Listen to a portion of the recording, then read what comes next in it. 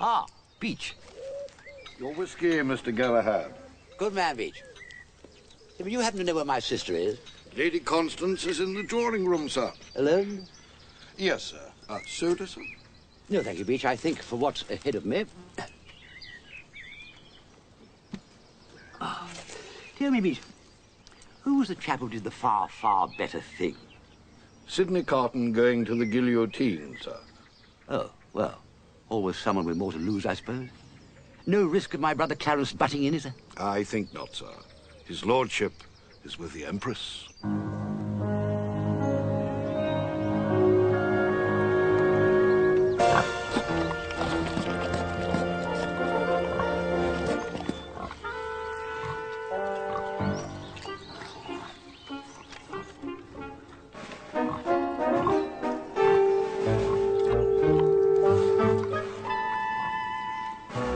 Coast clear, your lordship?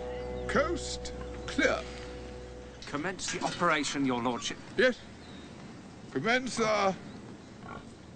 Commence. Look, I say, I wonder if I'm the right sort of chap. Carmody. Carmody, your lordship. What? My name is Carmody. I don't care what your name is. Commence.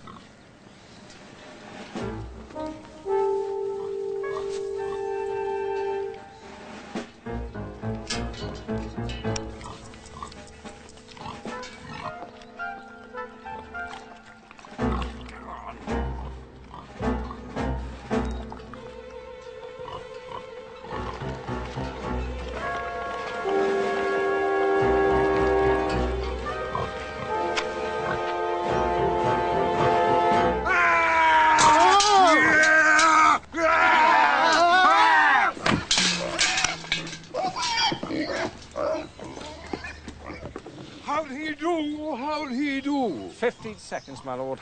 In my opinion, not good enough. They could have poisoned the pig by then. You hear that, Per Bright? Not good enough. Huh? Pilbeam knows, you see. Pilbeam is a... Private investigator, my lord. Argus Inquiries Agency. Oh. I've hired him to watch for any move from Parslow. I'm telling you, the man would stop at nothing to get that gold medal. So, what do we call it? Vigilance, my lord. Vigilance, Per Bright. Understand? We are. You cannot be vigilant lying down there. No, we are. Where's Carbody? Carmody, my lord. Hugo Carmody. Good heavens, you fool! Come out of there! You could be infecting the Empress. May I remind you, my lord, that I am supposed to be your secretary? Doesn't stop you carrying germs. Per Bright, get him out of there. I resign. Oh, I resign. I resign. I resign. Never liked the fellow. Not sound on pig.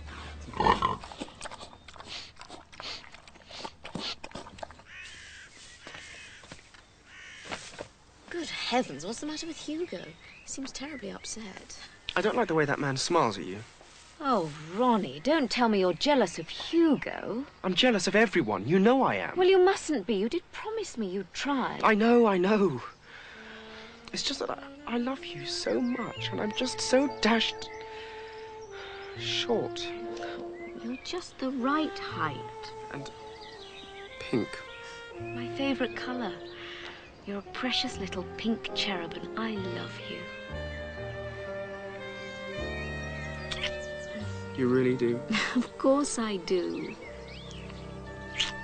But I wish you didn't have to go away. Oh, can't he find another best man? Oh, I can't let old George down. It'll only be for one night. I know.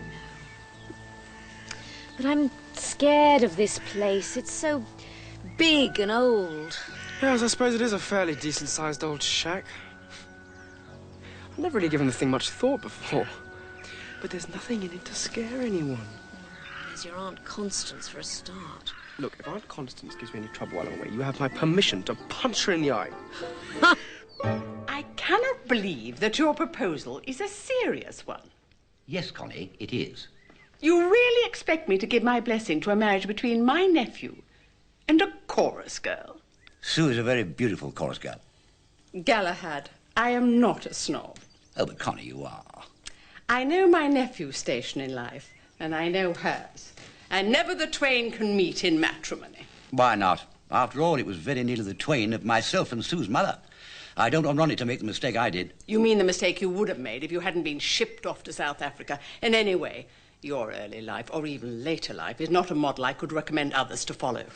Which brings us right back to my memoirs. You really mean to publish that shameful book?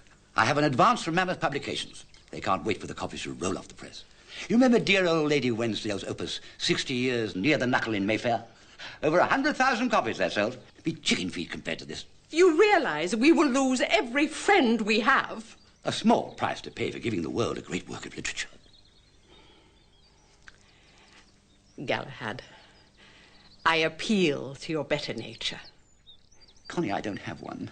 At the very least, you will agree to excise all mention of Sir Gregory Parslow. Sir Gregory Parslow? Yes. He features in some of the juiciest bits. Let me read you about what happened after Buffy Bangler's party at the Club Bohemia in '92. Young Gregory, needless to say, was absolutely... Do not wish to hear. At the next election, Sir Gregory is planning to stand as the Conservative and Unionist candidate. Wouldn't put money on it. You'd best agree to my terms. I cannot give this marriage my blessing. They don't want your blessing. What Ronnie wants is his money. He can't marry without it. Clarence is his trustee. You have told Clarence not to pay up, and Clarence is afraid of you. Afraid of me? Oh, I may influence Clarence in some ways. Yes, but only because he needs me to. He needs you to let him give Ronnie the money. If I do, you will agree not to publish the book. For those two, I will make the supreme sacrifice. I cannot speak for Ronald's mother. You realize that? Speak for yourself. By the time Julia gets home, they will, with any luck, be spliced. It's against my judgment, my beliefs, and my principles. In other words, it's a deal. Yes.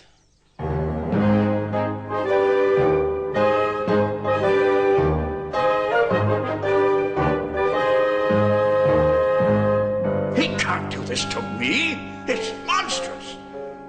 He's taken the advance. He can't back out now. He's returned the advance, Lord Tilbury. I don't want the advance. I want the profits from the book. I want the public to have the book. Huh? He won't get away with this. The Honourable Galahad Threepwood will learn he's met his match. Authors do not get the better of me. They certainly do not, Lord Tilbury. Well, what else? I have the new editions of our weekly papers, if you'd like to peruse them. Tiny tots. That should soothe the jangled nerves. Read me Uncle Wogley's advice to his chicks. Uncle Wogley to his chicks. Well, chickakiddies, how are you all? Minding what Nursie says and eating your spinach? Mm-hmm. This week, Uncle Wogley is going to put you onto a good thing. We all want to make a spot of easy money, don't we? Well, here's the lowdown, straight from the horse's mouth. All you've got to do is to get hold of some mug and lure him into betting that a quart whiskey bottle holds more than a quart of whiskey. Sounds rummy, what? Who wrote this? Who wrote it? Well, it's usually the Reverend Aubrey Selleck. He wrote that? Reverend Selleck is on holiday, Lord Tilbury. In his absence, Mr. Bodkin is deputizing. Who is it? Monty Bodkin, my lord.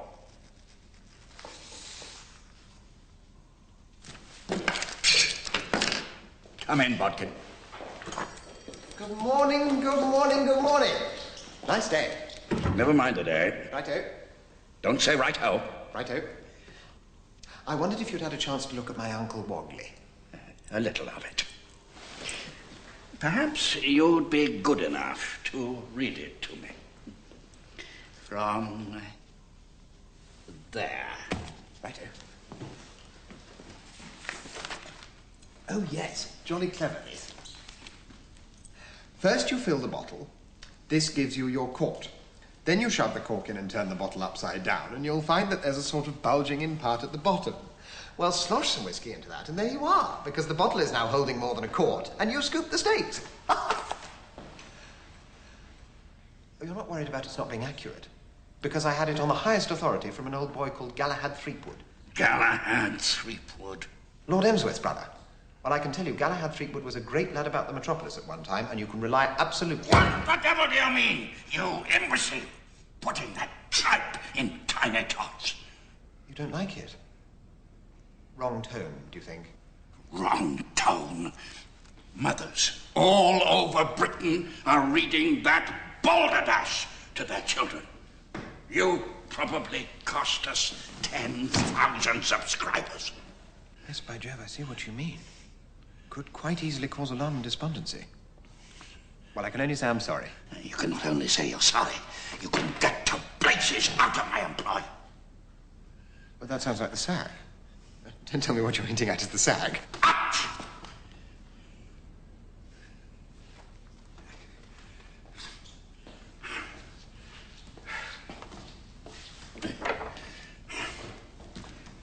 Haven't you gone yet? The fact is that for private and personal reasons, I particularly wanted to hold on to this job for a year. Have you met a girl called Gertrude Butterwick? Well, I won't bother you with the whole story now, but unless I remain in your employment until the middle of next June, my life will be a blank, and all my hopes and dreams... Get out!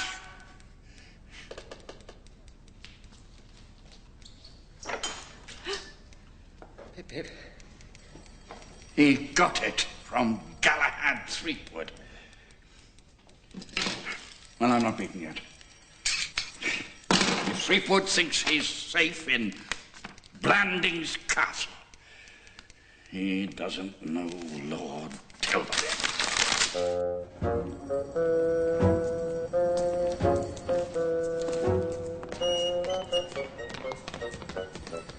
Monty! Hugo, what brings you to these commercial parts? Chasing a job, old chap. What brings you? Just been chased from one. You don't mean you had a job. You're rolling and stuff. That's got nothing to do with it. There are wheels within wheels. I'm off to the drones. I'll join you. Good-o. Did I hear you were at Blandings? Yes, I was Lord Emsworth's secretary. Been fired? Resigned on account of the swine. Oh, Lady Constant. Not exactly, no. I say, Hugo, when did you leave Blandings? A couple of days ago. I wonder if fate has just tapped my shoulder. You don't mean you're going to apply for the job? Well, why shouldn't I? I'll telephone my Uncle Gregory, get him to put in a word. Sir Gregory Parslow? Oh, I'd forget about that, Monty. Well, he and Emsworth are neighbours, used to get on like a house on fire. Ah, how long since you've been there? A few years, I suppose. What's blown up since then? In one short and very repellent word, pigs.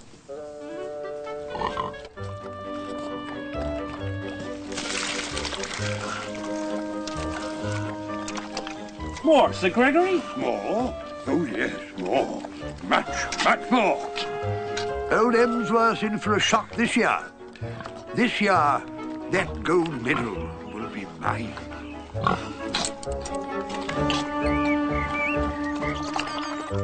More per bright, more.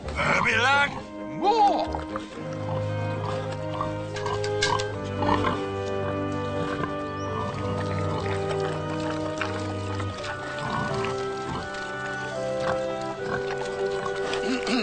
Excuse me, my lord.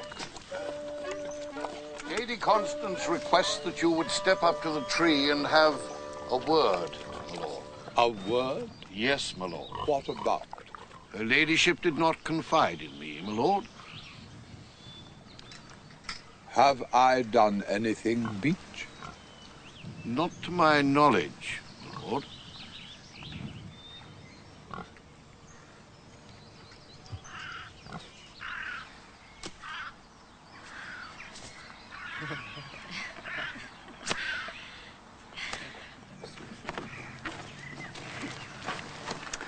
And look at the bright side. I shall stand at the altar next to George and pick up some tips when you and I get married. If we ever do. Of course we will. Uncle Clarence has said I can have the money. What can possibly go wrong? I don't know. Well, then don't be so... You know, begins with an M. Morbid. Morbid. There's no need for it. Goodbye, Sue.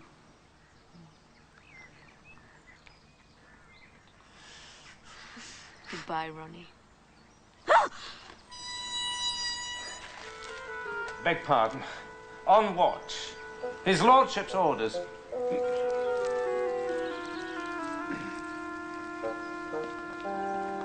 Why did he smile at you? Oh, Ronnie. Sorry. I'm not jealous, I'm not. Ronnie. Oh, for goodness sake, Clarence. You're all pig. What? Well, look at you. And it's nearly lunchtime. Oh, you mean I should wash my hands? And your face. And change your clothes. And your shoes. Oh, you really are worse than a baby, you know. Goodbye, Aunt Constance. Uncle Clarence. Goodbye, Ronnie, dear. Goodbye.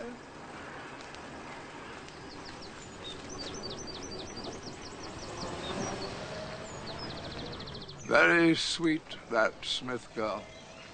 Her name is Brown. I remember her mother. Galahad took me to the Tivoli when she was singing there. A little bit of a thing in pink tights with the jolliest smile you ever saw.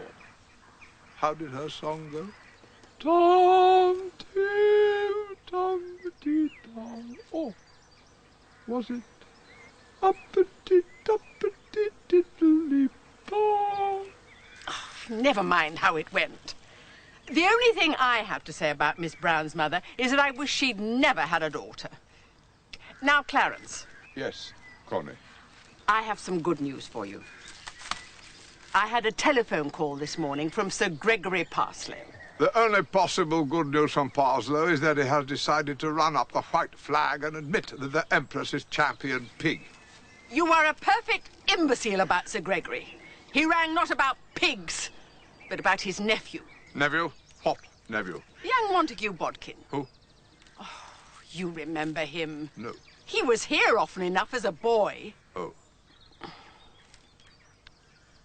Sir Gregory asked me, as a personal favour, to engage him as your new secretary. Well, I'm dashed the nerve of the man. And I said I'd be delighted. What? I said I'd be delighted. You don't mean you've done it? Certainly. You're letting a nephew of Parslow's loose in Blandings Castle 2 weeks before the agricultural show? He arrives tomorrow by the 2:45. Now, wash and brush up. It's time for lunch.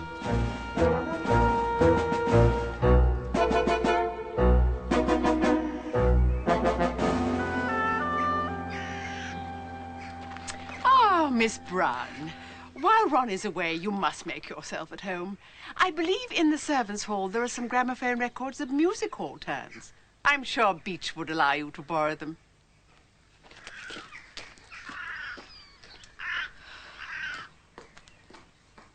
Oh, yes, I remember young Bodkin well. He's Parslow's nephew. Well, yes, but shouldn't have thought the sort of fellow to nobble a pig. Well, believe me, I shall be watching him. Oh, yes. Tell Purbright to lurk as well, disguised as a tree or a pale potato field. Eh? Clarence! I thought I told you to wash and change for lunch. What a curse meals are. If people would only stick to drinking, doctors would very soon be out of business. Did I ever tell you about old Freddie Potts and the hedgehog? Hedgehog? Freddie Potts lived almost entirely on Scotch whiskey. In the year 98, he was staying with his brother Eustace in France. Eustace was a teetotaler. Look, he had a very lazy chef who found a squashed hedgehog and served it up for lunch. Eustace, the teetotaler, turned Nile green and was on the danger list for a week. Old Freddie, on the other hand, being healthily pickled with alcohol. Not only did he thrive on the dish, he had it served up cold the next day.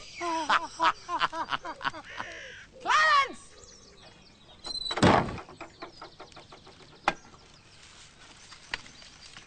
Monty Bodkin, no Bodkin shall get the better of a... Ah! Hello, Miss Smith. Excuse me. Must prepare for lunch. My sister, you know. See you at the... in the... Hope so.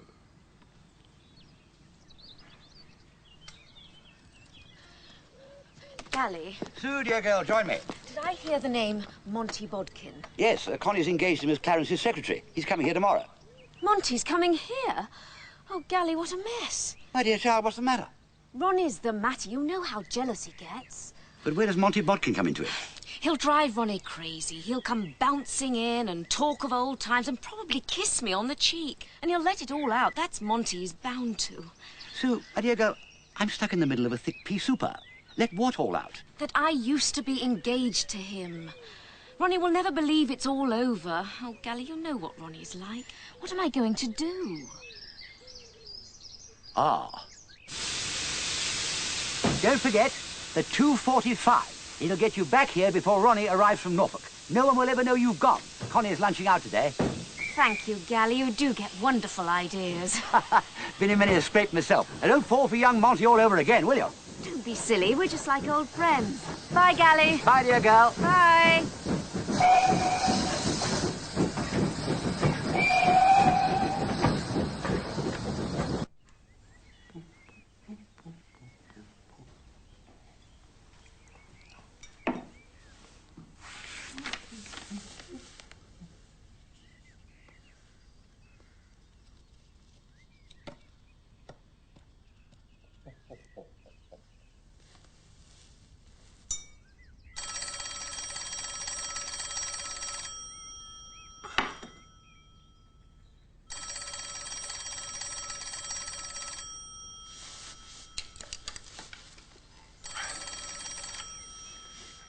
Yes?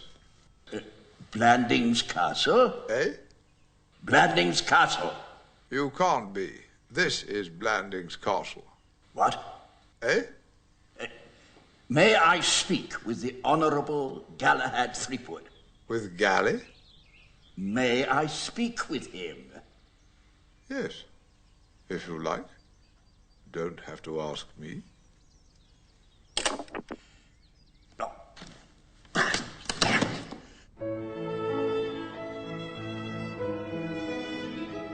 You do see, don't you, Monty, darling? Monty, darling. Monty? Don't worry, Sue. When I get down to Blandings, we'll be perfect strangers. We must, I know. It seems so rotten deceiving, Ronnie. I've got to get used to that. Secret of a happy and successful marriage. But isn't life rummy?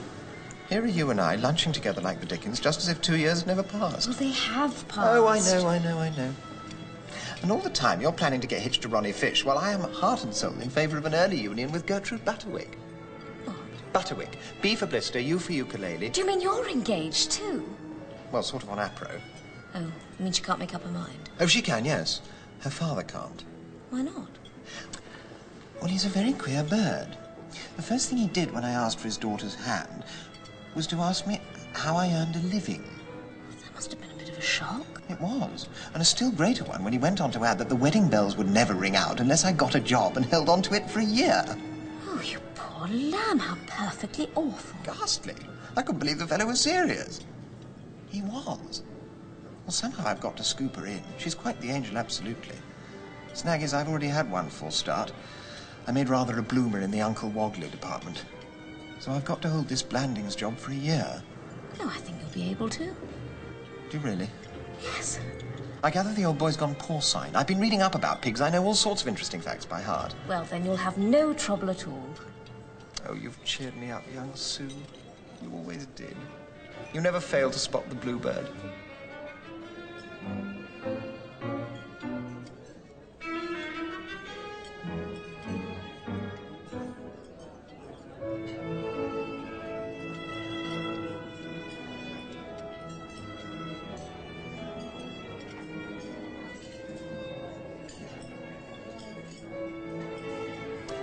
I don't want to hurry you, but my sands are running out a bit. My train goes at 2:45 pip Emma. You're going to Blandings today? On the 2:45? That's right. But I'm going back on the 2:45. Well, that's fine. We'll travel together. But we mustn't. Why not? Nobody's going to see us. I must get back to the flat to pick up some things. We'll meet on the train. Pleasant chat to Market Blandings, cold aloofness from there on. Waiter! Laddish young.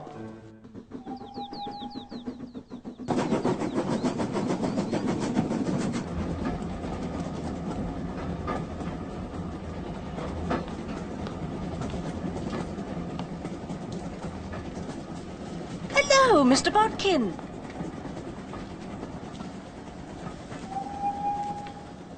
Lady Julia. Fancy running into you. Didn't I hear you were in Biarritz? I was. I've come home. Sit down, Mr. Bodkin. Right. Yes. Thank you. So, where are you bound for, Mr. Bodkin? What? Oh, Market Blandings. Lord Emsworth has taken me on as his secretary. Really? I wasn't aware that you were in need of a position. Oh, wheels within wheels. Ah, how cosy. I hear everything's much the same at Blandings. Well, perhaps you consider much the same to be an earthquake, an upheaval, and a social cataclysm? I beg your pardon? My son is at Blandings, and with him a chorus girl by the name of Brown, who he proposes to marry. No. I assure you. A chorus girl? Named Sue Brown. You don't know her by any chance? No. Oh, no. No. At least that simple name, Sue Brown, doesn't sound like a girl who'll bring a breach of promise action when the thing is broken off. Broken off? What? Are you thinking of breaking it off? Oh, yes, of course. You seem very concerned. No. It just occurred to me it might be a bit difficult. I mean, Ronnie's a very determined sort of chap. He inherits it from his mother.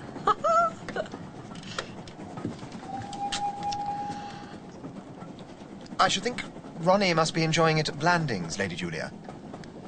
I beg your pardon? I say, I hope your son, Ronnie, must be enjoying the green countryside at Blandings. He likes it green. I beg your pardon. Are you Lady Julia Fish? I am. My name's Sue Brown. Well, well, well. Fancy that. Quite a coincidence, Mr. Bodkin. Oh, quite. Most. We were just talking about you, Miss Brown. And now, of course, I recognize you. Ronald did send me a photograph. Charming. So, I'm losing a son and gaining a daughter, and you're the daughter, eh? Yes.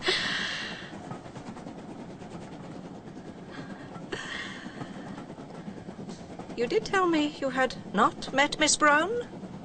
Definitely not. Certainly not. Far from it. Not at all. Well, you've met her now. Mr. Bodkin, Miss Brown. How do you do? How do you do? Well, how very fortunate this is. Miss Brown, we have the journey. For you to tell me all about yourself.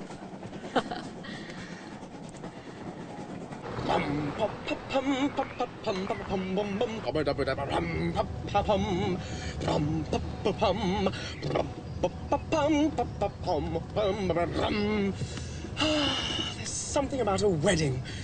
Puts a man in the mood. A mood? For what, sir? A wedding? Oh.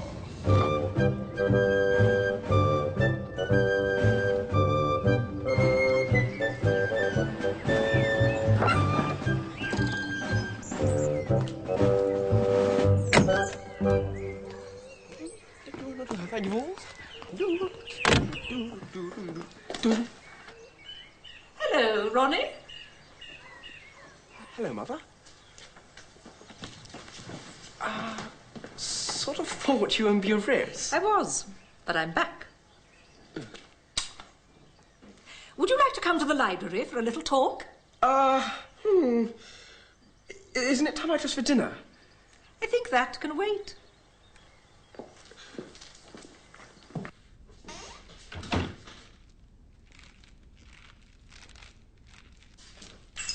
I say, Lord Emsworth. Sorry I missed you when I arrived. You're not the bishop? No. I thought the bishop was coming to dinner. Is he? Isn't he? I don't know. Well, I don't know. You better ask my sister.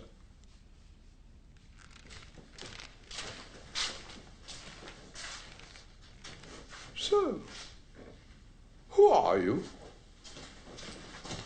I'm Monty Bodkin, my lord. Bodkin? Your new secretary. Sir Gregory Parsley's nephew. Parslow's nephew, you're him. Oh, yes. And may I say, my lord, how very glad I am to be here. You may not know what a passion I have for pigs. Ah!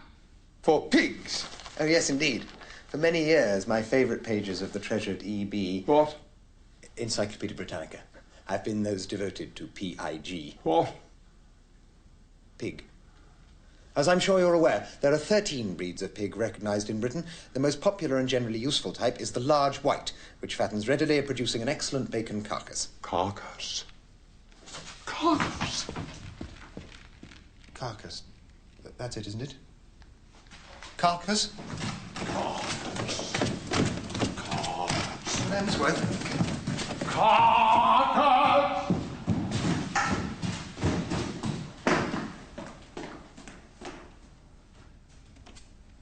I'm sure the old EV said carcass. Good evening, Mr. Bodkin. A most pleasant evening. Might take a little fresh air before dinner.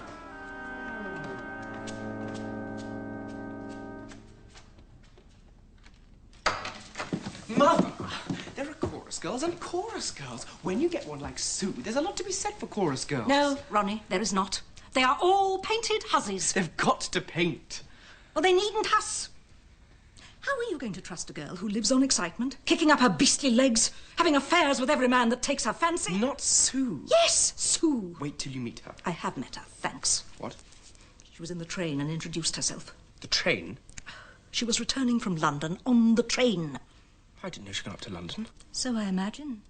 Then you would not have known that she was lunching at the Berkeley with Monty Bodkin. Monty Bodkin? Lunching with Monty and ogling Monty and holding hands with Monty. And then when they were in the train, they had the effrontery to pretend they'd never met before. And now he's here as your uncle's secretary. Well, why do you think that is? She put him up to it. What? To be near her. Oh, this girl is just like all the rest of them. And, Ronnie, you're not a mental giant, I know. But if you can't see that, then you may certainly need to be certified.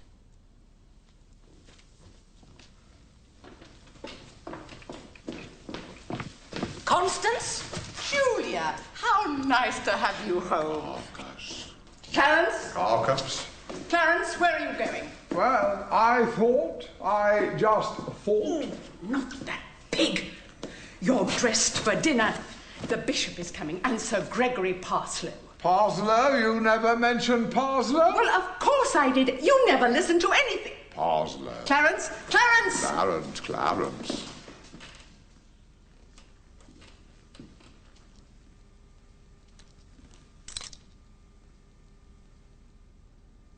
What's that? A paper clip. A paper clip? Where's your other stud? I lost it. Well, you must have a spare. Of course I have. Well, where is it? I swallowed it. Well, borrow one. Connie! Connie! I need to speak with you. Thank you, Beach. Oh, Beach.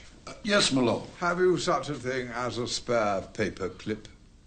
Paper clip, my lord. I mean, you know.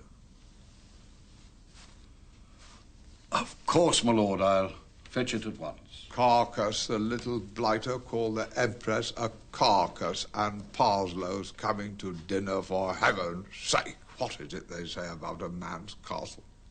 They say his sisters rule it, I'm afraid. Eh? What? And you agreed to this? I had to, Julia. We both have to. I'm very sorry, Connie, but I certainly do not intend to buy Galahad off at the price of having Ronnie marry any Miss Browns. You don't mean you're going to try and stop this marriage? I most certainly am. But, Julia, this book will alienate every friend we've got. They'll say we ought not to have allowed him to publish it. Connie, as far as I'm concerned, he can publish it until he is blue in the face.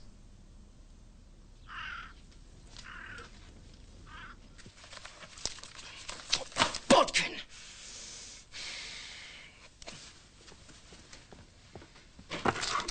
Monty Bodkin.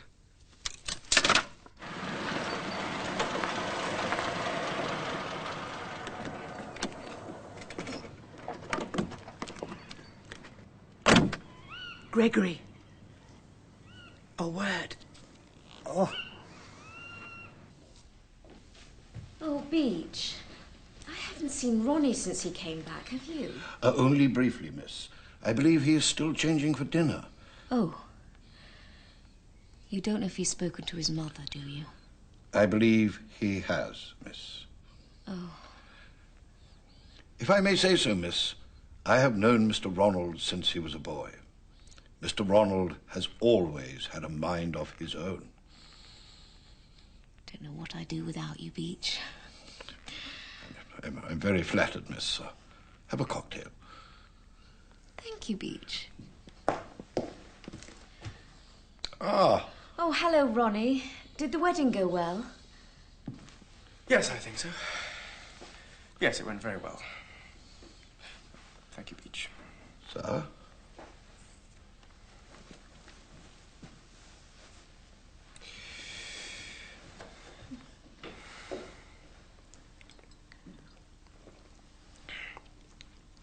I heard you met my mother on the train from London.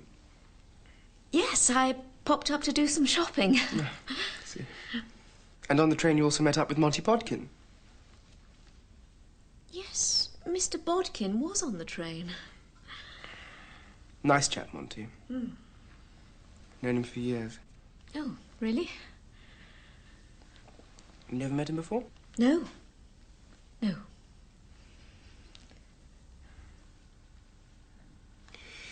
Shall we join the others? Yes.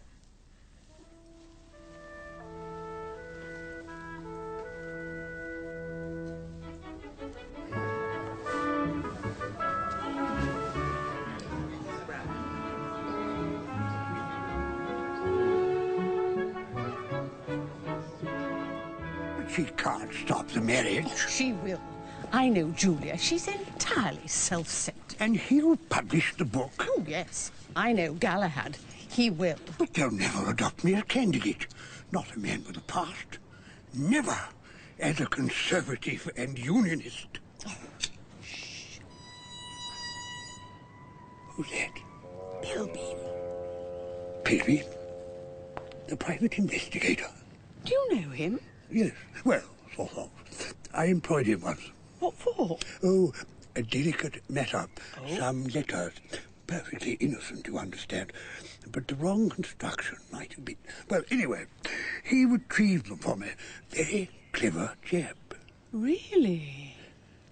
I say, how many copies of this manuscript? Only one. You sure? I'm sure. He's never really finished the horrible thing.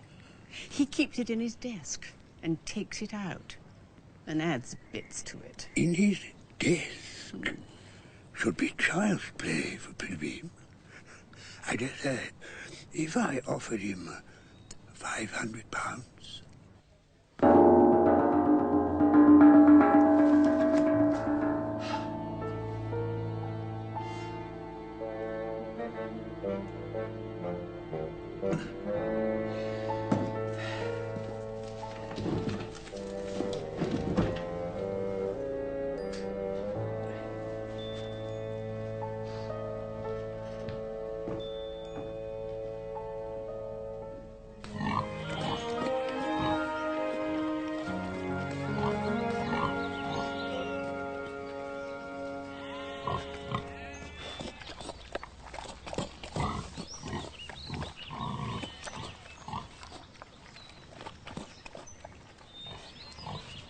I say, Lord Emsworth. Good morning, my lord. Eh?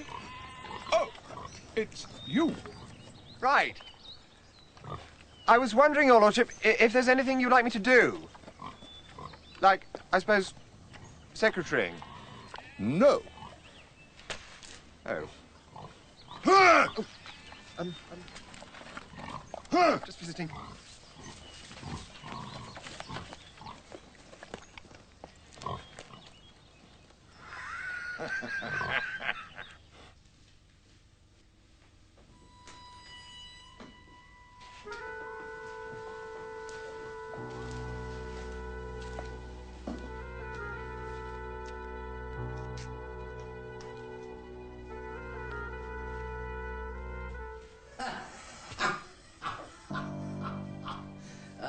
say, that's a ripping chapter.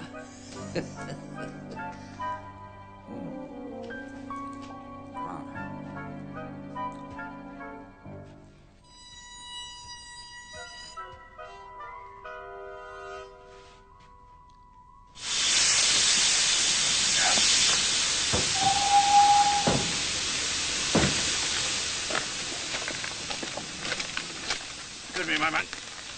How do I get to the castle? However you choose, sir. However you choose. 164. Ronnie! I say, Ronnie! I was just going to see you. Oh, really? Need your advice, old chap. I came here as your uncle's secretary, but he won't give me anything to do. Just eyes me as if I ought to be in Sing Sing. Already I fear the Order of the Boot. Any ideas as to what I can do to try and warm him up a bit? Sorry, Monty, no. You have to excuse me, I'm going out.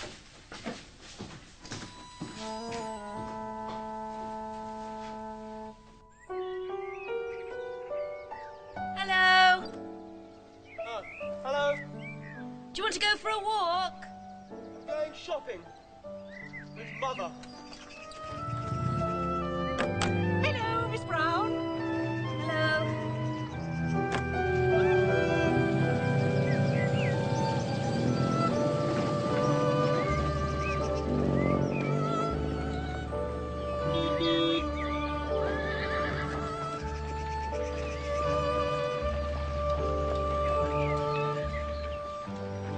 I hate all Shropshire.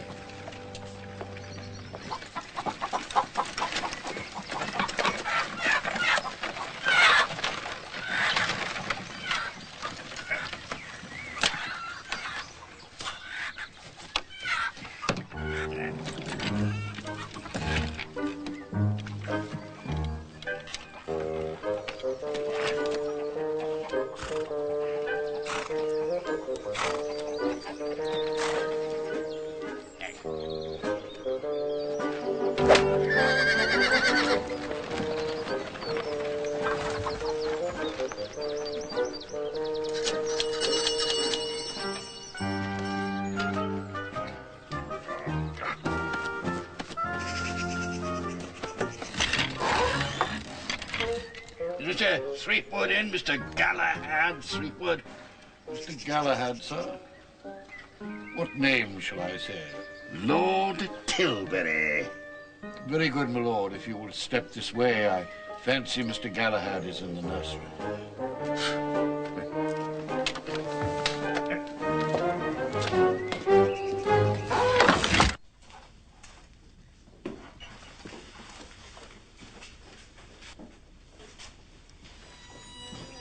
Just along here, my lord.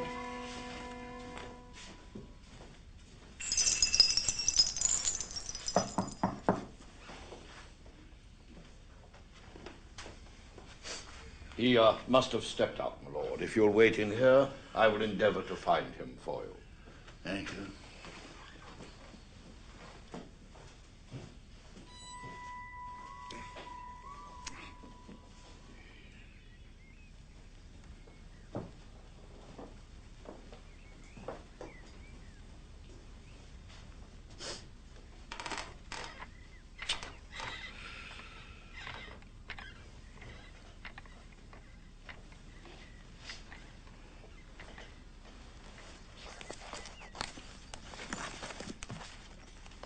Aha! Oh. I know you, don't I? No, don't tell me. Let me think. Now, you're fatter, and you've aged. A lot. But you're someone I used to know. Now, let me think. Shorty Smith? No. Stumpy Whiting? No. I've got it, by gad. Stinker Pike.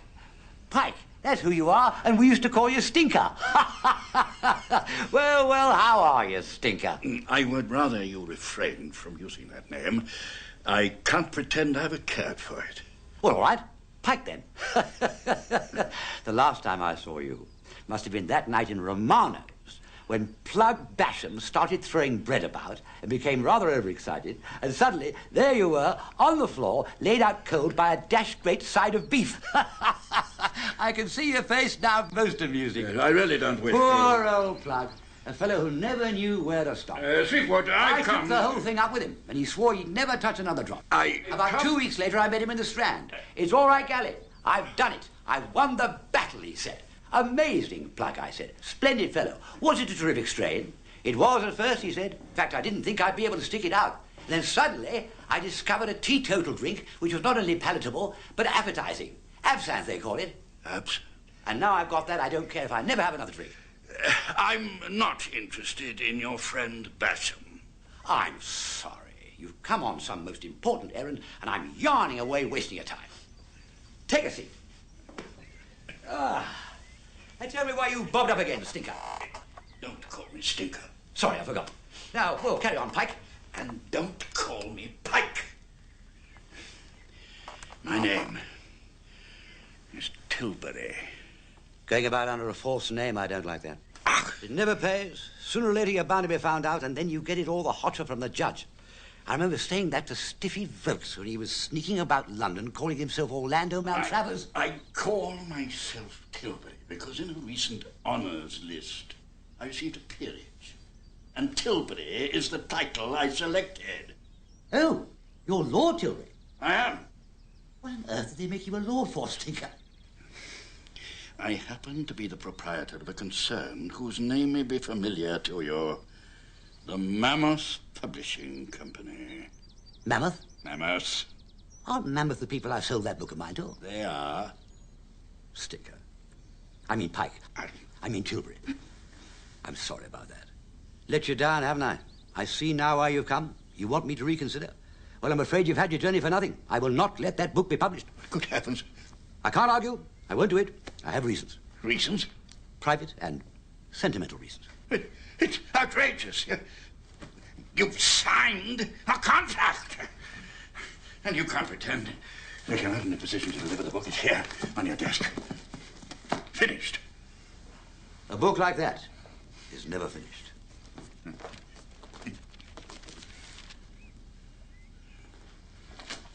I could add and refine for the rest of my life.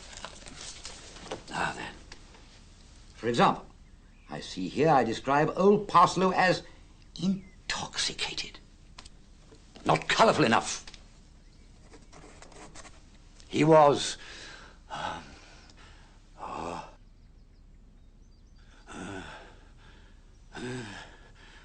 pickled to the gills. Oh, Fleetwood, that is masterly. I beg you, on behalf of the English language. Yes, yes. I'm sorry it can't be done. A masterpiece, but it can't be done. But... please. Stinker, that's final. Don't call me Stinker. I will not publish. Awfully sorry, Stinker.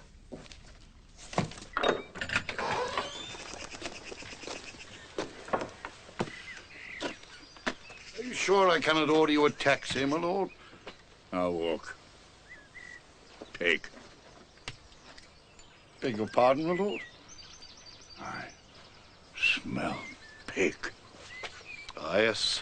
That will be the Empress of Blandings, my lord. The finest pig in the county. I love pigs.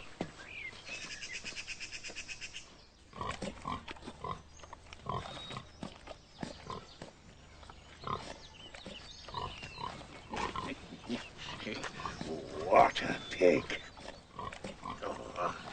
Oh, oinky, hey, hey.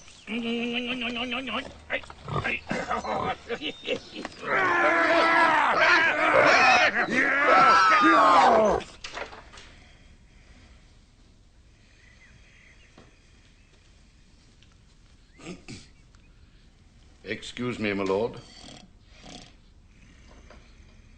My lord.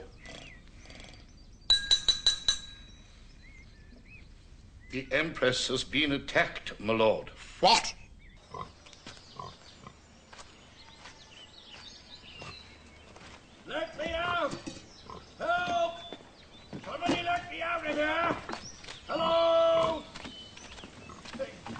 do that? You! Let me out! I say, that isn't Lord Tilbury by any chance. Well, of course it's Lord Tilbury. Who the devil are you? Bodkin. M. Monty Bodkin. M. Monty. Bodkin. Bodkin? You remember old Monty? What are you doing in there? Well, somebody locked me in. Let me out, you blithering idiot. Righto. And don't say right-ho. Righto. Oh, it takes a bit of shifting. Come on. Oh. I say, how did you get in there? Somebody locked me in. Who'd want to do that? Well, I don't know. I was standing over there feeding a potato to the pig. You gave a spot to the poker? You'd be hung, drawn and quartered, old Emsworth, will think you were trying to poison it. Huh? Where is he? This way, my lad. Oh, my God. Come on. Oslo's man, it must be. Take the birch to him. The lash. The cat o' nine. Whatever it is. Tails, my lord. He's got me, lord. You numbskull, Purbright. You didn't lock it. I did, my lord. I did. Perhaps someone let him out, my lord. I'll birch the man who did. I'll lash him. I'll cut her. 9 tails, my lord. 9? 9 and more. Many, many more.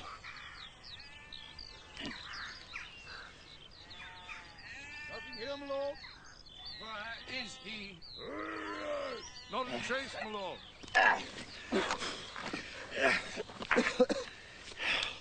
What the devil are you doing here, Bodkin? I'm Lord Emsworth's secretary. Secretary? 24 hours after you're slinging me out. Good man isn't long getting snapped up.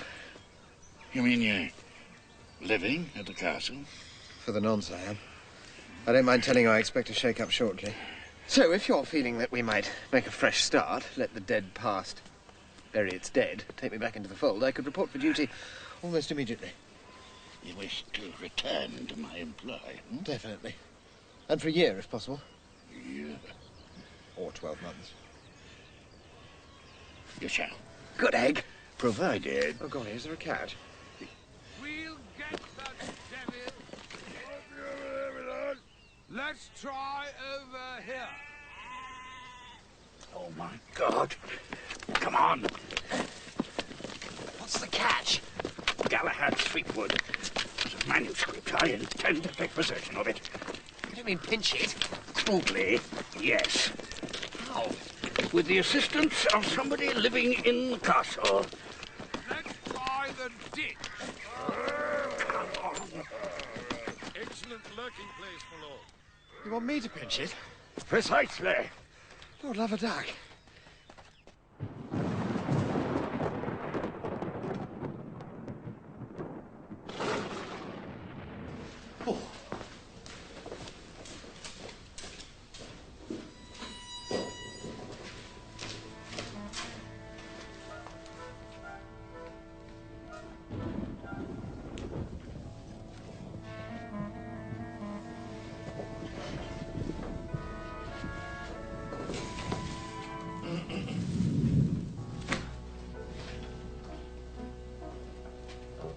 Heavy weather, sir.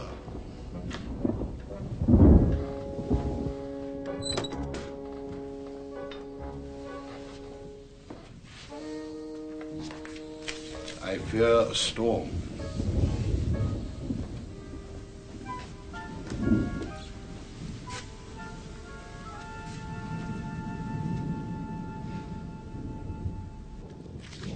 Are you sure he was trying to steal a thing? The papers were actually in his grasp, sir. He couldn't have been looking for notepaper or something? No, sir. But what possible motive could the little perisher have for wanting to steal my book? When Sir Gregory came to dinner, sir, I observed him talking to Mr. Pilbeam in a secluded corner of the hall. Mr. Pilbeam is a private investigator. Give me the lowdown then, Beach. The motive, the method, and who done what.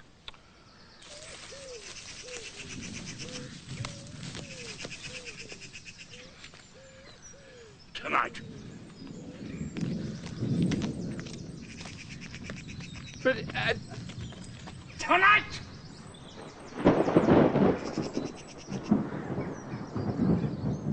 I see, Beach, I see. They're in it together, eh? And Pilbeam's their factotum. Sherlock himself would have to give you best, Beach.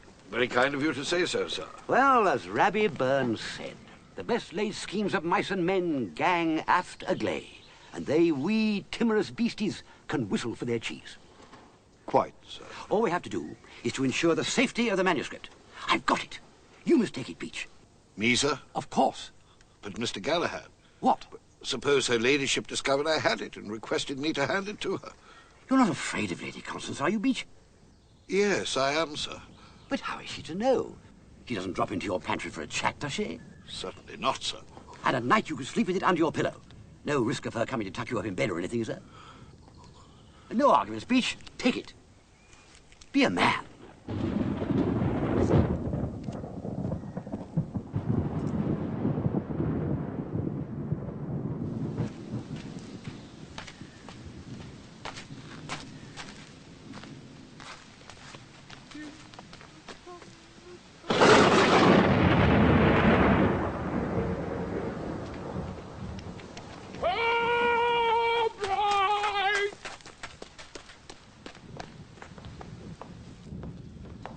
Excuse me, I sir. see, Beach. Sorry. How stupid of me. Really, I'm most dreadfully... Oh. Oh, I say, Beach. Please do not worry yourself, sir. I'm sure the fault was mine. Shall I take that, sir? I say, Beach, isn't this that new book of Mr. Galahad's? Is it, sir? Well, you can see it is. I mean... Pretty good, that, I should imagine. Yeah, I'd very much like to read. Couldn't lend it to me, I suppose. No, sir. No. No, sir. You won't? No, sir. I'd give a good deal to read that thing, Beach. Indeed, sir. 10 quid, in fact. Indeed, sir. Or rather, 20. Indeed, sir. And when I say 20, I mean, of course, 25. I regret to say, sir, I am not in a position to fall in with your wishes.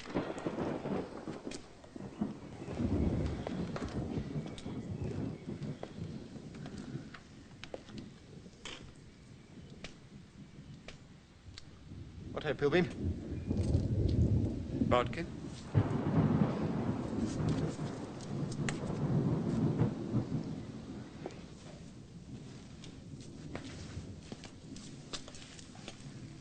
I say, Pilbeam.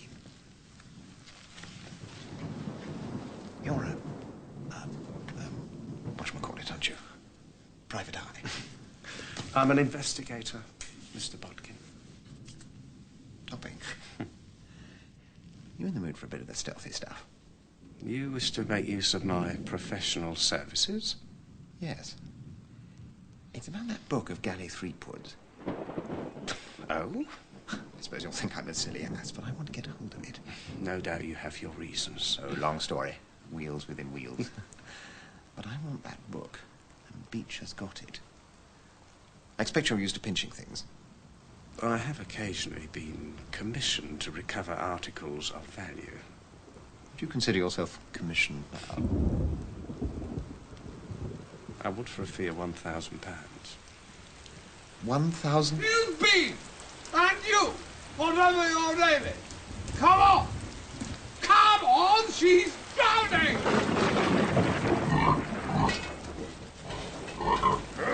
Your way, Pilbeam! No! The other way! This is my way! Don't be a fool, man! That's his way! It's his way!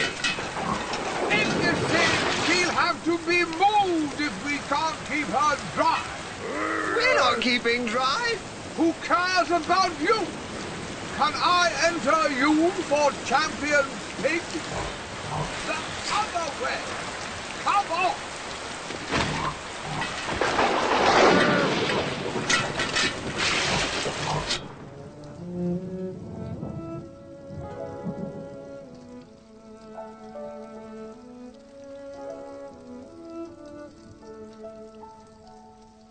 £25 for my book. Yes, sir. I realize it's an unusual hour, sir, but may I beg to offer you a glass of port? Well, thank you, Beach. I must say, you make yourself very comfortable in here. I endeavour to, sir. So you think Stinker Pike's involved? It seems that Sir Gregory secured Mr. Bodkin a position on a journal known as Tiny Tots. Just about his level, little toad. Chin Chin Beach.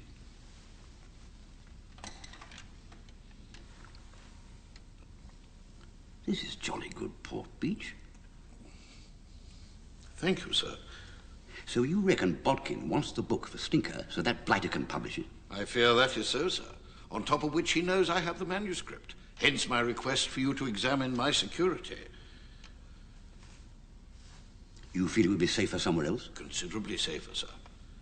I did wonder if perhaps Mr. Ronald...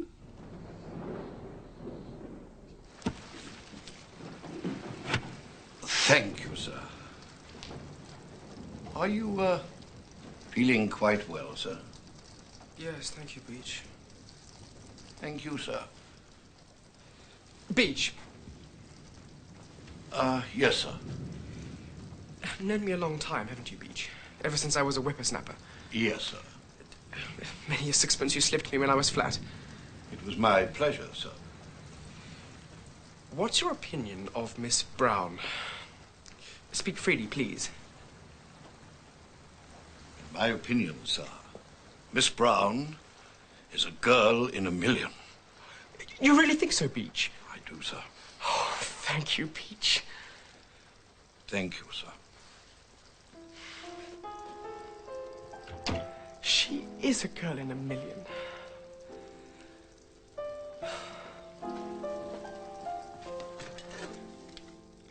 Oh, Sue.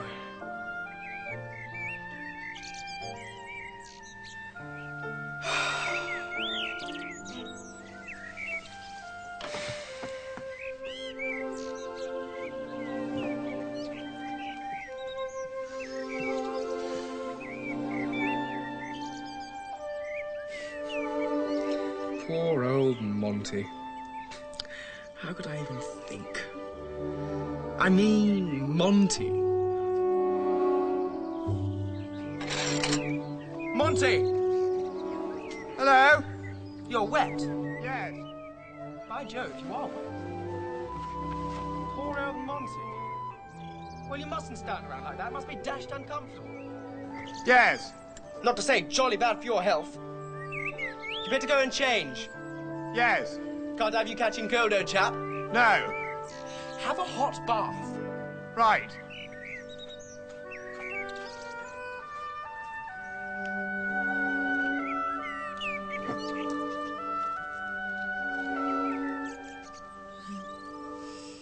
Oh, Ronnie.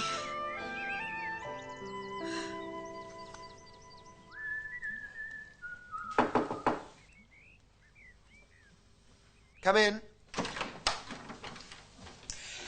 I don't know if you know this stuff. Rick's Golden Balm, embrocation. Rub it in, communicates a warm glow. Dash good of you. Not a bit. Sure it isn't for horses? Horses? Some of these embrocations are. Rub it on before you've read the directions. Feel like you've been dipped in vitriol. No, that stuff's all right. I use it myself. Then have at it.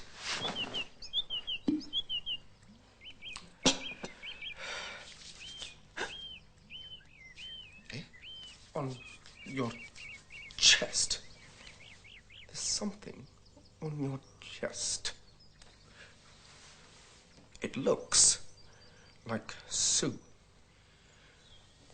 Sue. No. Not Sue. Not Sue. S-U-E. Sarah Ursula Ebbsmith. What? Sarah Ursula Ebbsmith, a girl I used to be engaged to. She died, pneumonia. Very sad. Don't let's talk about it. Oh. Well. Bung-ho.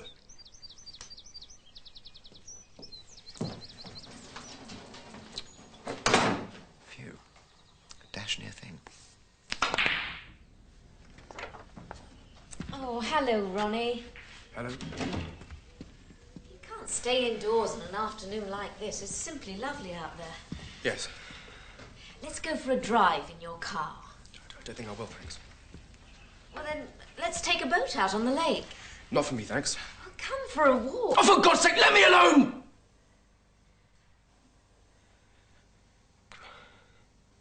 Sorry. You shouldn't have said that. No, I'm glad you did. It's better to come right out with these things.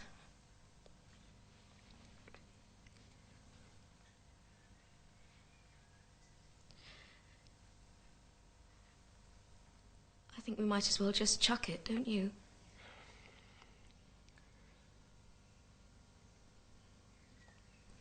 Just as you say.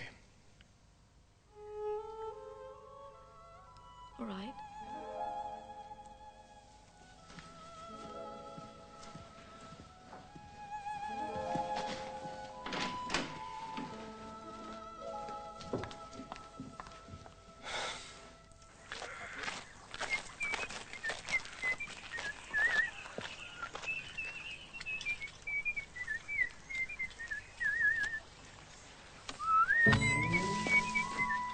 Well, Mr. Bodkin, have you considered our proposition? £1,000 quid. It's a set scale of fees. Can I let you know? Soon. I have other clients seeking my services. Before dinner. Right. Excuse me, Mr. Bodkin.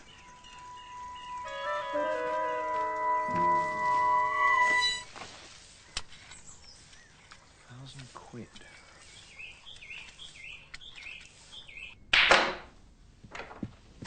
Ronnie, here you are. Been looking for you. Really, Monty? Well, here I am. Tell me, old man, how do you stand with Beach? With Beach? Well, does he feel pretty feudal where you're concerned? Would he be inclined to stretch a point to oblige the young master? What is all this bilge, Monty? Come to the point. I'm coming to the point. Well, be quick about it. Good shot.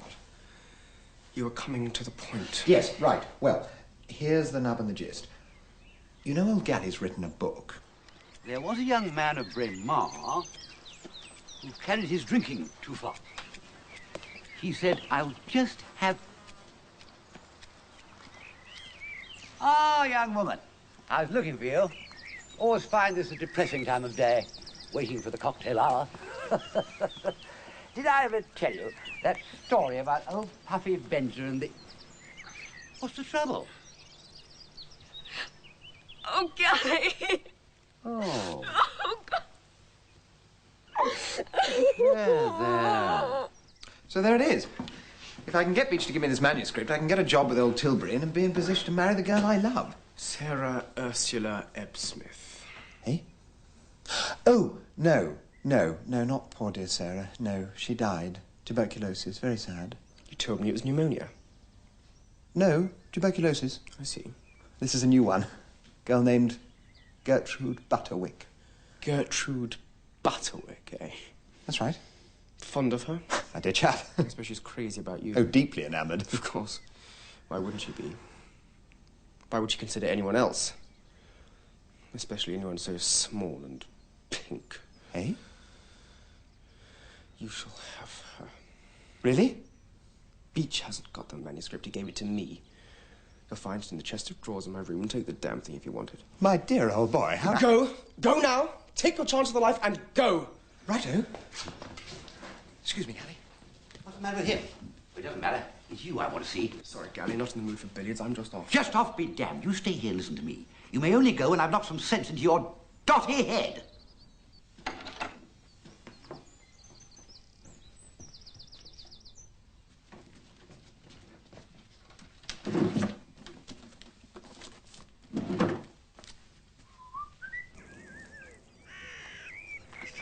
Well, if you've got it, that's fine. Sorry, old sleuth. Afraid it means you won't get your fee. Oh, please, don't worry. I hope you've hidden it carefully. Under the bed in my room, right up against the wall. That should be fine. Yes. And what are you going to do with it? I'm taking it down to the Emsworth Arms tonight, to a fellow by the name of Tilbury. Not Lord Tilbury. That's right. Do you know him? Oh, know of him. Now it all adds up. Lord Tilbury wants to publish the book. Spot on. I bet he'll give you a pretty big reward. Oh, I'm not asking for money. He's promised me a job if I can get the manuscript for him. Are you leaving here, then? I expect the sack any moment. It was Tilbury locked in the potting shed. If old Emsworth knew it was me who flung wide the gates, he'd throw me out in a second. Dare say you're right. Galahad! Where on earth are you taking me? You still think Sue Brown loves Monty Bodkin? The evidence I have convinces me she does. Evidence. Precisely, Julia. Voila. Did you ever see a more devoted couple? A young man can kiss a chorus girl. It does not mean he has to marry her. Very well then, Julia. I have something to say which I fancy might interest you.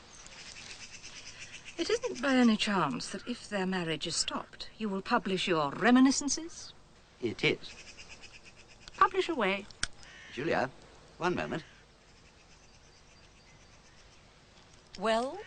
You are the relict of the late Major General Sir Miles Fish, CBE, late of the Brigade of Guards. I have never denied it. When Sir Miles married you, he was a respectable, even a stodgy colonel. When you first met him, you even thought him slow. Believe me, Julia, when I knew dear old Fishy Fish, while you were poisoning governors' lives, he was the reverse of slow. His jolly rapidity was the talk of London. Galley, you haven't... See chapters 3, 11, 16, 17, and 21. Especially 21. Excuse me, I have a little business with the young folks.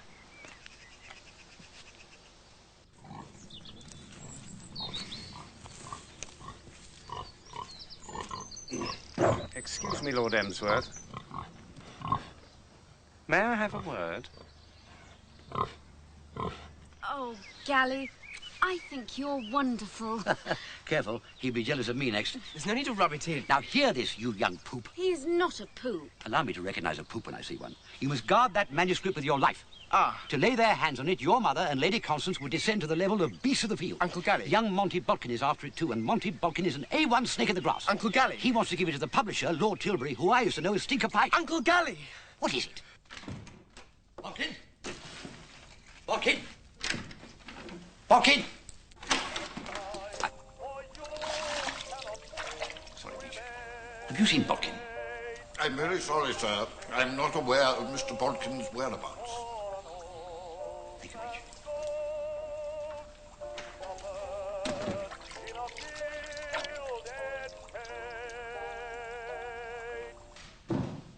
Ah, there you are. You blood-stained Bodkin. Oh, hello. Never mind, oh, hello. I want that manuscript of mine, and I want it at once. I haven't got your ballet manuscript. Don't lie to me, young Bodkin. I'm not lying to you. Pilbeam's got it. Pilbeam? I told the foul, double-crossing little blister where it was, and he went off and squealed to Lord Emsworth about me letting old Tilbury out of the potting shed. And Lord Emsworth sent for me and fired me, and while I was out of the way, being fired, he nipped up to my room and sneaked the thing. Pilbeam.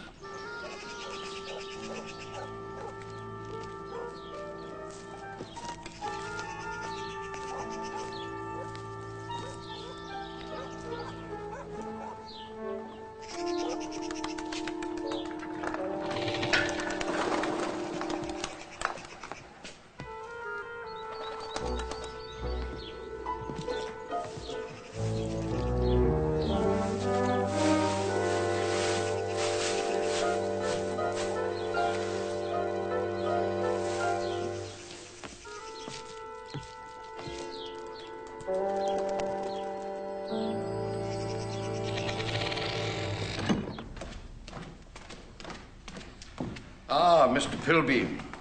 Lady Constance was asking for you. Her ladyship is in the drawing room. I'll tell you what.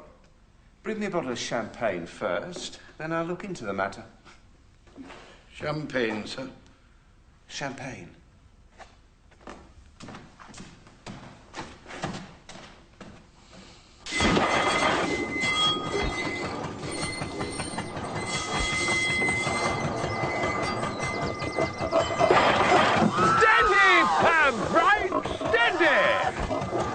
It's all right, my beauty. As soon as she's settled, you repair that roof. We'll have you back in your boudoir before bedtime, you adorable girl.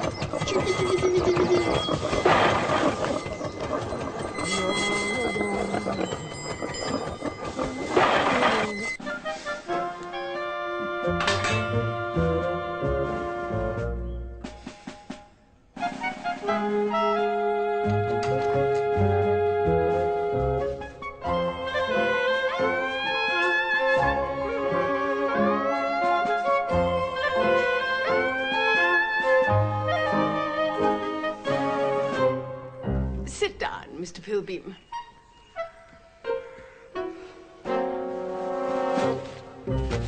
Now then, Mr. Pilbeam, about that book. I cannot understand what you have been doing all this time. Sir Gregory told me you were enterprising. You seem to have as much enterprise as a... Slug. Exactly. As a slug. Less. I've known some quite nippy slugs. You've not even found out where the manuscript is. Oh, haven't I? Well, where is it then? Has my brother given it to someone? He gave it to Biche. Biche? Biche? I think he means beach. Beach? I will see Beach at once. Oh, a fat lot of good that's going to do you. A fat lot of good. Forgive the personal question, Mr. Pilbeam, but are you slightly intoxicated? A little, Blotter. I had a bottle of champagne on an empty stomach. Are you interested in Mr. Pilbeam's stomach, Julia? I'm not. Let's wave your stomach, Mr. Pilbeam. Why would it do us a fat lot of good seeing Beach? Because he hasn't got it. He gave it to Ronnie. Ronnie gave it to Monty Modkin. Pilbeam took it from Monty Modkin. So you mean you have the manuscript? Yes, Connie, I have. Then in the name of goodness, where is it? Ah, now that's telling. Mr. Pilbeam, I insist on knowing what you have done with it. Kindly let us have no more of this nonsense. Oh. Oh, it's like that, is it? Now, let me tell you, Connie, that I don't like your tone. Tone? Tone! Being insulted. I got that manuscript in somewhere you won't find it. I was going to let you and Tilbury bid against each other for it, but now it's going to Tilbury. Tilbury? Tilbury? You mean Galahad's publisher, Tilbury? But I certainly don't mean Tilbury Docks. You see, Connie? You see? It's always your tone. My tone? Oh.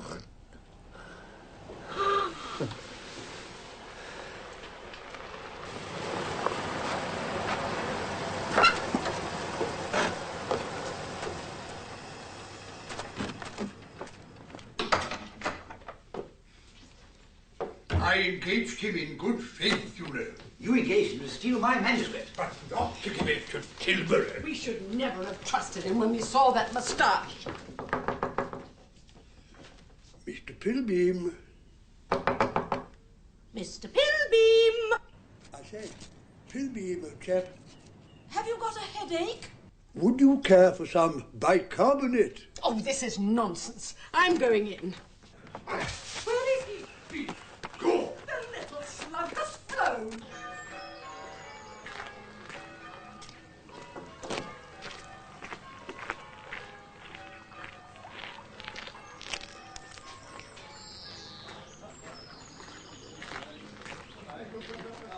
Now look here, Lord Tilbury.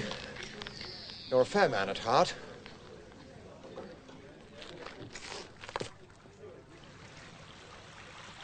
Yeah. Ah, Bodkin. I say, Lord Tilbury, about that manuscript. Yeah, I'm getting it. Chap called Pilbeam telephoned me. Yeah. He's bringing it here. Yes. The point I wish to make, Lord Tilbury, is that Mr. Pilbeam would not be in possession of it had I not had it first. Therefore, in fairness, it seems to me our agreement still holds. What do you say to that? No. No. No. You don't mean no? I don't. You fat, double-crossing warthog. Warthog?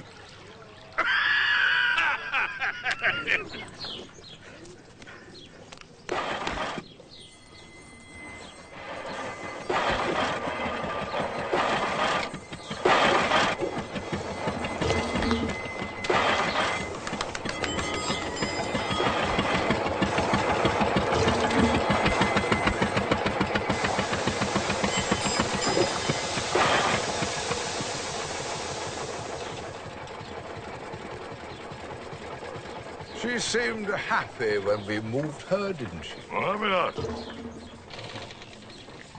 See, there she is, chomping away, happy as a... God bless my soul. What's that she's eating, Perbright? Can you see what she's eating? Perbright. It looks like paper. Great chunks of paper.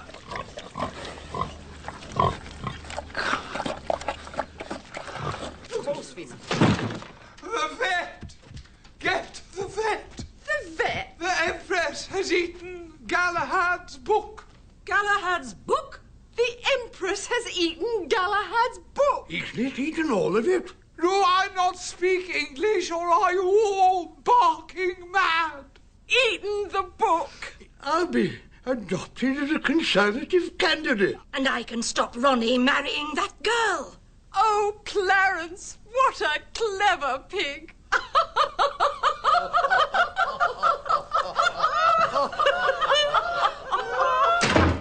Eaten the book? Yes, I heard it from the vet. He was having a quick one when they phoned him from home. He had to rush up to the castle straight away. Good Lord.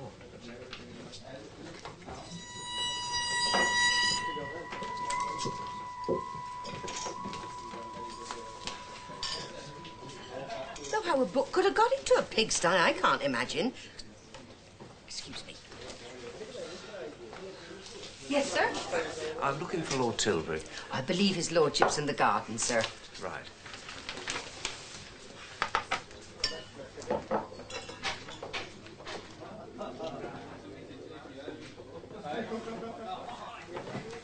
I thought you were bringing the manuscript here. Oh, no. Too risky. For safety's sake, I couldn't do that. But, of course, as soon as you write the cheque, I'll tell you where it's hidden. Well, you surely don't expect me to pay before... It's your choice. I have other customers. Take it or leave it. I really think you might trust me. £1,000. Very well. Make it a cash, if you don't mind. Cash? I can't imagine that you're afraid of pigs. What on earth have pigs got to do with it? Pigs love me. Oh, she's all right. The vet says it will do her no harm at all. Might even be beneficial roughage. Pity she didn't eat Pilbeam as well. Oh, I can't believe that would have suited her. That is clothes, you see, bound to contain... Yes, Clarence. Now, come and sit down. We'll let her rest here for a bit, then we'll take her back to her proper home. Now, Clarence, we need to make absolutely sure that you are determined to be firm with Ronald. Yes. Who? Ronald. Ronald! Your nephew, Ronald! Connie. Tone.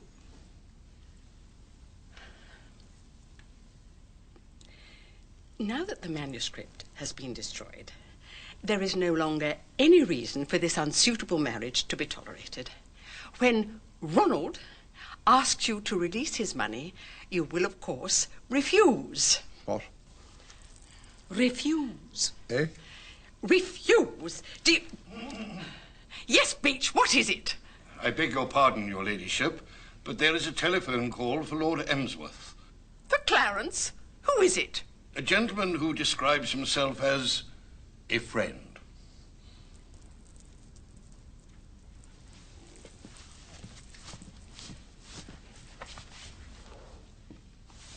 Thank you. Lord Emsworth? Yes, Lord Emsworth speaking. I've reason to believe, Lord Emsworth, that sometime this evening an attack is to be made upon your pig. What?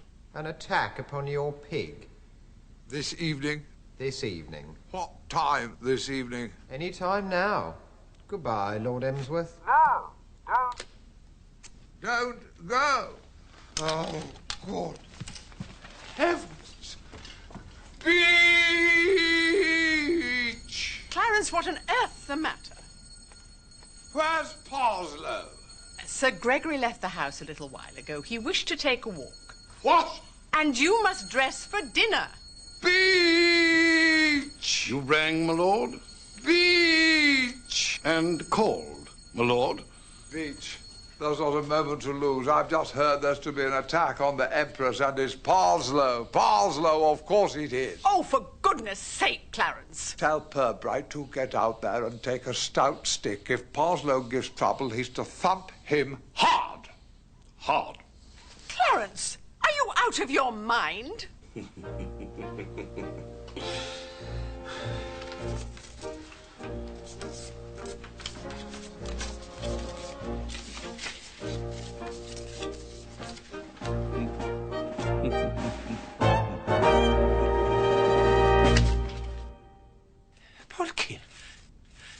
Bodkin, no.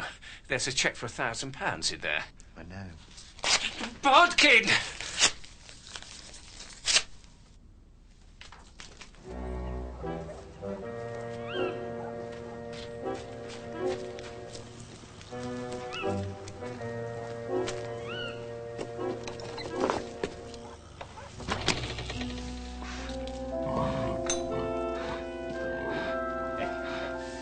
I love you, Tointy.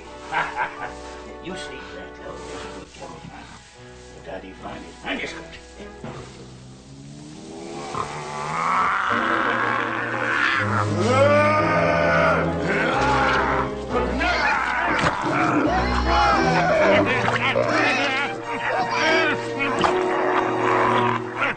You pay me £2,000. Oh, I've got packets of money. I'm simply ill with the stuff. I'll write you a cheque now if you give me a job. I want to be an assistant detective. You shall be. For a year. For £2,000. 5 years, 10 years, whatever you want. A year, that's all. A job for a year. It's yours. Oh, glorious dawn. Oh, wondrous dreams fulfilled. Butterwick's her name. Gertrude Butterwick.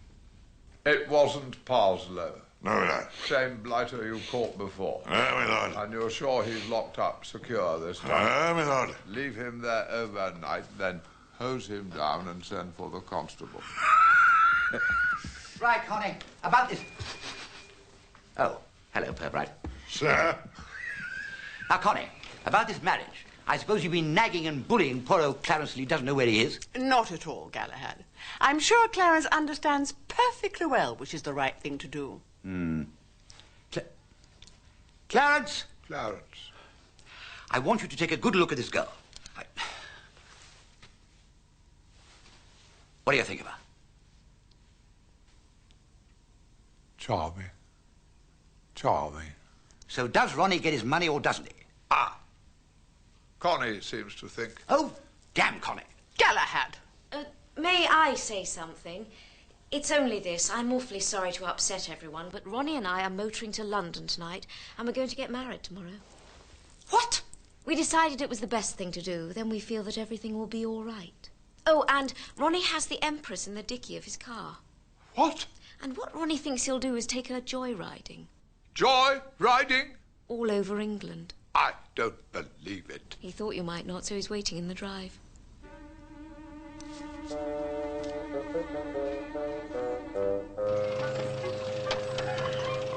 Ronald!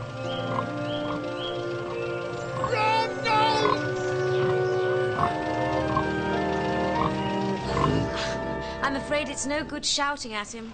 Of course it is. What you want to do is give a formal promise before witnesses to cough up that money.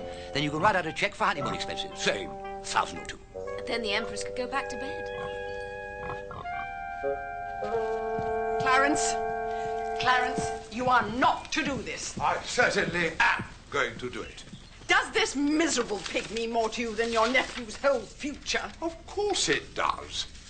Anyway, what's wrong with his future? He's going to marry this nice little girl. She'll look after him. Bravely spoken, Clarence. Oh, well, in that case... Oh, don't go, Julia. Connie, sure you can't drag yourself away from a happy scene like this. Why, it's like that thing of Kipling's. How's it go now? We left them all in couples, dancing on the decks. We left the lovers loving, and their parents signing cheques. Write clearly, Clarence. The date is June the 14th. When? What?